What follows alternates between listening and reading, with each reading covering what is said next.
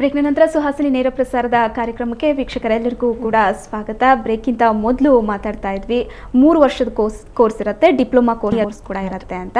So 3 ವರ್ಷದ ಕೋರ್ಸಲ್ಲಿ ಮೊದಲನೇ ವರ್ಷ ಸ್ಕೆಚಿಂಗ್ ಅವೆಲ್ಲ ನಡೆಯುತ್ತೆ. ಓಕೆ, ಸೆಕೆಂಡ್ ಇಯರಲ್ಲಿ ಏನೆಲ್ಲ ಟೀಚ್ ಮಾಡ್ತೀವಿ? ಸೆಕೆಂಡ್ ಅಲ್ಲಿ ಯಾನ್ ಕ್ರಾಫ್ಟ್ ಇರುತ್ತೆ, ಮತ್ತೆ ಟೆಕ್ಸ್ಟೈಲ್ ಸೆಕೆಂಡ್ ಲೆವೆಲ್ ಹೇಳ್ಕೊಡ್ತೀವಿ. ಇವಾಗ ಅದರಲ್ಲಿ basics different types of fibres ಹೇಳ್ಕೊಡ್ತಾರೆ. ಸೆಕೆಂಡ್ ಪ್ರಾಸೆಸ್ ಫ್ಯಾಬ್ರಿಕ್ಸ್ ಬಗ್ಗೆ ಬರ್ತಾರೆ. ಇವಾಗ ಅದ್ರಲ್ಲಿ ಸಿಲ್ಕ್ ತಗೊಂಡ್ರೆ ಫಾರ್ ಎಕ್ಸಾಂಪಲ್, ಸಿಲ್ಕ್ ಹೆಂಗ್ ಬರುತ್ತೆ, ಆ ಕುಕ್ಕೂನಿಂದ ಹೆಂಗ್ ಬಾಯ್ಲ್ ಮಾಡಿ ಆ ಯಾನ್ ತಗೋತಾರೆ, ಅಲ್ಲಿಂದ ಫ್ಯಾಬ್ರಿಕ್ ಮಾಡೋದು.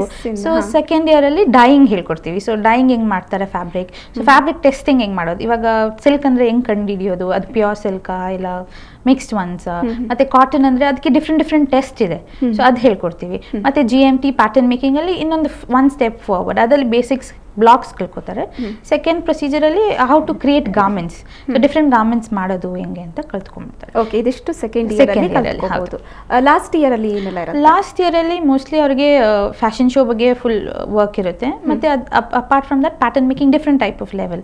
So last year more of industry oriented subjects ಇರುತ್ತೆ ಅವರಿಗೆ. ಯಾಕಂದ್ರೆ ನೆಕ್ಸ್ಟ್ ಇಯರ್ಗೆ ಇಂಡಸ್ಟ್ರಿಗೆ ಹೋಗ್ಬಿಡ್ತಾರೆ ಕೆಲಸಕ್ಕೆ. ಸೊ ಅದಕ್ಕಂಗೆ ಮಾರ್ಕೆಟಿಂಗ್ ಏನಿರುತ್ತೆ, ಮಾರ್ಕೆಟಿಂಗ್ ಫೀಲ್ಡ್, ಗ್ಲೋಬಲ್ ಮಾರ್ಕೆಟ್ಸ್ ಅಂತ, ಕ್ವಾಲಿಟಿ ಕಂಟ್ರೋಲ್. ಇವಾಗ ಒಂದು ಫ್ಯಾಬ್ರಿಕ್ ತಗೊಂಡದಕ್ಕೆ ಕ್ವಾಲಿಟಿ ಕಂಟ್ರೋಲ್ ಹೆಂಗ್ ಮಾಡೋದು, ಅದ್ರಲ್ಲಿ ಏನ್ ಡಿಫೆಕ್ಟ್ಸ್ ಇರುತ್ತೆ, ಹೆಂಗ್ ರೆಕ್ಟಿಫೈ ಮಾಡಬೇಕು.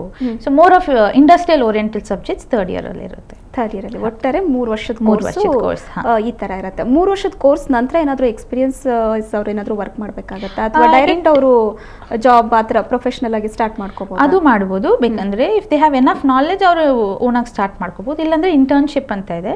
ಸೊ ಇಂಟರ್ನ್ಶಿಪ್ ಒಂದು 2 ಮಂತ್ಸ್ ಮಾಡ್ತಾರೆ. ಸೊ ಪ್ರಾಕ್ಟಿಕಲ್ ನಾಲೆಜ್ ಜಾಸ್ತಿ ಸಿಗುತ್ತೆ. ಯಾಕಂದ್ರೆ ಥಿಯರಿ ಕಾಲೇಜಲ್ಲಿ ಹೇಳ್ಕೊಡೋ ಡಿಫ್ರೆಂಟ್ ಇರುತ್ತೆ, ಕೆಲಸ ಮಾಡೋದು ಡಿಫ್ರೆಂಟ್ ಆಗಿರುತ್ತೆ. ಸೊ ಇಂಟರ್ನ್ಶಿಪ್ ಮಾಡ್ತಾರೆ 2 ಮಂತ್ಸ್. ಓಕೆ, ಡಿಪ್ಲೊಮಾದಲ್ಲಿ ಹೇಗೆ? ಯಾಕಂದ್ರೆ 3 ವರ್ಷ ಕೋರ್ಸ್ ನೀವೇನು ಹೇಳಿದ್ರೆ ಸ್ಟೆಪ್ ಬೈ ಸ್ಟೆಪ್ 1, 2, 3ನೇ ವರ್ಷ ಏನೇನು ಕಲಿಸ್ತೀರಾ ಅಂತ. ಸೊ ಅದು 3 ವರ್ಷದೂ ಒಂದೇ ಸರಿ ಡಿಪ್ಲೊಮಾ ಕೋರ್ಸ್ ಅಲ್ಲಿ 1 ಇಯರ್ ಅಲ್ಲಿ ಹೇಳ್ಕೊಡ್ಬೇಕು. ಅದು ಪರ್ಟಿಕ್ಯುಲರ್ ಅದಕ್ಕೆ ಅಂತ ಯಾವ್ದು ಸಿಲೆಬಸ್ ಇದೆ? ಅದಕ್ಕೆ ಅಂತ ಪರ್ಟಿಕ್ಯುಲರ್ ಡಿಫ್ರೆಂಟ್ ಸಿಲೆಬಸ್ ಇರುತ್ತೆ. ಇದರಲ್ಲಿ ಇನ್ ಡೆಪ್ತ್ ಹೋಗ್ತೀವಿ ಫ್ಯಾಷನ್ ಬಗ್ಗೆ. ಇದ್ರಲ್ಲಿ ಬೇಸಿಕ್ ಹೇಳ್ಕೊಡ್ತೀವಿ. ಇವಾಗ 1 ಇಯರ್ ಅಲ್ಲಿ ಎಷ್ಟಾಗುತ್ತೋ ಅಷ್ಟು ಬೇಸಿಕ್ ಲೆವೆಲ್, ಆದಷ್ಟು ಎಷ್ಟು ಸಬ್ಜೆಕ್ಟ್ಸ್ ಕವರ್ ಮಾಡೋಕ್ಕಾಗುತ್ತೋ ಅಷ್ಟು ಕವರ್ ಮಾಡ್ತೀವಿ. ಓಕೆ, 1 ಇಯರ್ ಅಲ್ಲಿ. ಇದನ್ನ ಬಿಟ್ಟು ಡಿಪ್ಲೊಮಾ 3 ವರ್ಷದ ಬಿಟ್ಟು ಬೇರೆ ಯಾವ್ದಾದ್ರು ಫ್ಯಾಷನ್ ಕೋರ್ಸ್ಗಳಿದೆಯಾ?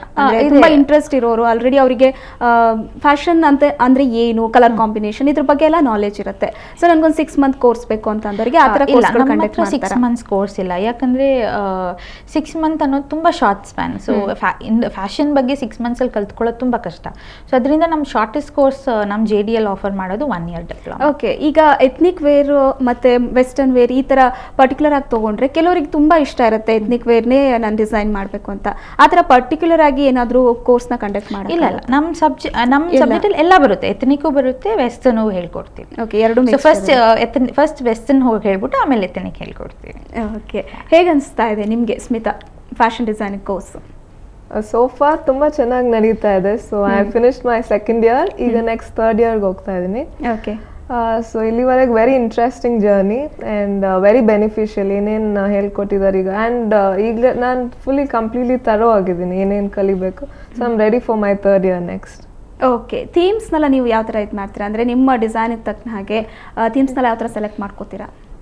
ಅದು ಈಗ ನೀವು ಇನ್ಸ್ಪಿರೇಷನ್ ಹೇಳ್ತಾರಲ್ಲ, ಕಾನ್ಸೆಪ್ಟ್ ಇನ್ಸ್ಪಿರೇಷನ್, ಅದೆಲ್ಲ ಅಗೇನ್ ಟೀಚರ್ಸ್ ಹೆಲ್ಪ್ ಇಂದ ತಗೊಂಡು ನಾವು ಕಾನ್ಸೆಪ್ಟ್ ಇಂದ ನಾವು ನಮ್ದು ಒಂದು ಇನ್ಸ್ಪಿರೇಷನ್, ಅದೇ ರಿಸರ್ಚ್ ಎಲ್ಲ ಇನ್ವಾಲ್ವ್ ಆಗುತ್ತೆ.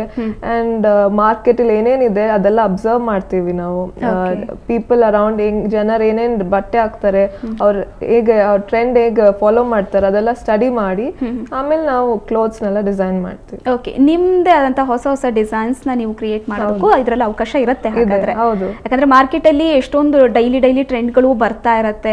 ನಾವು ಈಗ ನೋಡ್ತಾ ಇರ್ತೀವಿ ಸ್ಯಾಂಡಲ್ವುಡ್, ಬಾಲಿವುಡ್, ಹೊಸ ಟ್ರೆಂಡ್ಗಳು ಬರ್ತಾ ಇರತ್ತೆ. ಸೊ ಈಗ ನಮ್ದೇ ಏನೋ ಒಂದು ಕ್ರಿಯೇಟಿವಿಟಿ ಮಾಡ್ಬೇಕು ಅಂದ್ರೂ ಅವಕಾಶ ಇದೆ ಹಾಗಾದ್ರೆ? ಹೌದು, ಈ ಫ್ಯಾಷನ್ ಇಂಡಸ್ಟ್ರಿ ಇರೋದು ವೆರಿ ಕಾಂಪಿಟೇಟಿವ್, ಎಲ್ಲ ಕಾಂಪಿಟೇಷನ್ ಇದೆ. ಅದಕ್ಕೆ ಇದು ವೆರಿ ಟಫ್. ಜನರು ತಿಳ್ಕೊಳ್ತಾರೆ ಫ್ಯಾಷನ್ ಇಂಡಸ್ಟ್ರಿ ಸೇರ್ಸ್ಕೊಂಡ್ರೆ ಈಸಿ ಅಂತ, ಬಟ್ ಎಷ್ಟು ಹಾರ್ಡ್ ವರ್ಕ್ ಇನ್ವಾಲ್ವ್ ಇದೆ ಅಂತ ಯಾರಿಗೂ ಇನ್ನೂ ಗೊತ್ತಿಲ್ಲ. ಸ್ಟೂಡೆಂಟ್ಸಿಗೆ ಮಾತ್ರ ಗೊತ್ತಿರೋದು. ಓಕೆ, ಅದಕ್ಕೆ ತಕ್ಕನಾಗಿ ನೀವು ಈಗ ಆಕ್ಸೆಸರೀಸ್ ಅದನ್ನೆಲ್ಲ ಹೇಗೆ ಅಡ್ಜಸ್ಟ್ ಮಾಡ್ತೀರಾ? ಅಂದ್ರೆ ಯಾವ ತರ ಇರಬೇಕು ಅಂತ ನಿಮ್ಮ ಇಮ್ಯಾಜಿನೇಷನ್ ಅಲ್ಲಿ ಇರುತ್ತೆ? ಓವರ್ ಆಲ್ ಲುಕ್ ನೋಡ್ತೀವಿ ನಾವು.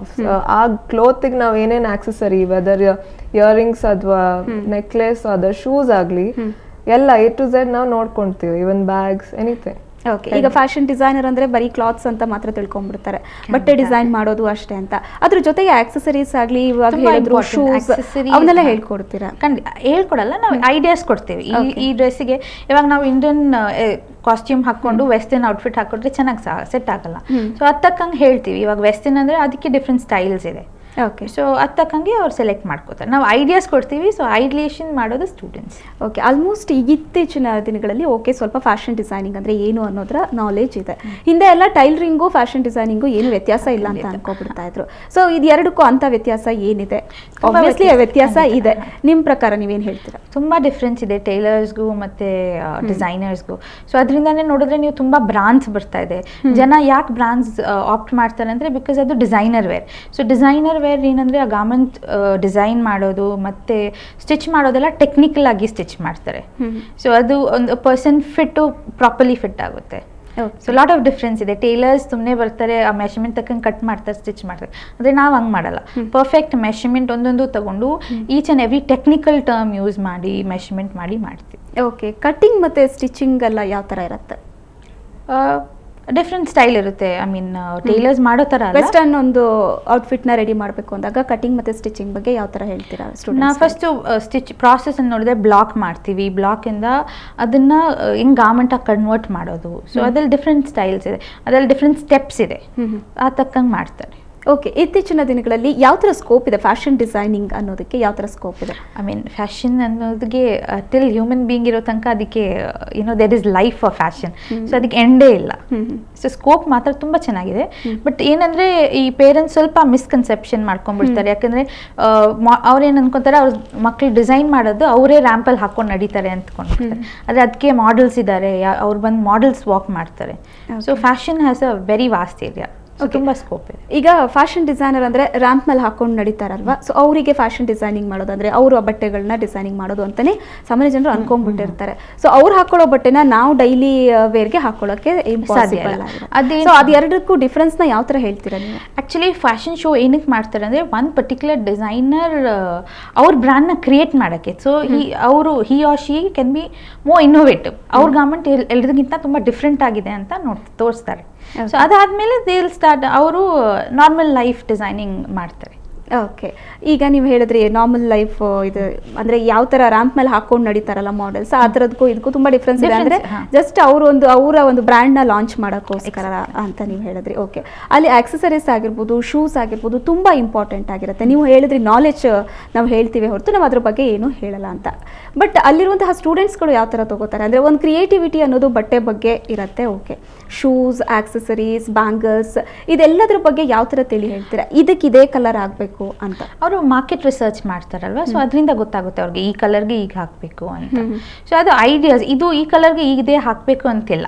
ಯಾಕಂದ್ರೆ ಈಗ ಮಿಸ್ ಮ್ಯಾಚ್ ತುಂಬಾ ನಡೀತಾ ಇದೆ. ಸೊ ಅದ್ರ ಬಗ್ಗೆ ಹೇಗೆ? So miss match that is the trend which is happening ನಾವು. ಸೊ ಆ ಟ್ರೆಂಡ್ ಇಂದ ನಾವು ಇದಕ್ಕೆ ಪಿಂಕ್ ಅಂದ್ರೆ ಪಿಂಕೆ ಹಾಕಬೇಕು ಅಂತ ರೂಲ್ ಇಲ್ಲ.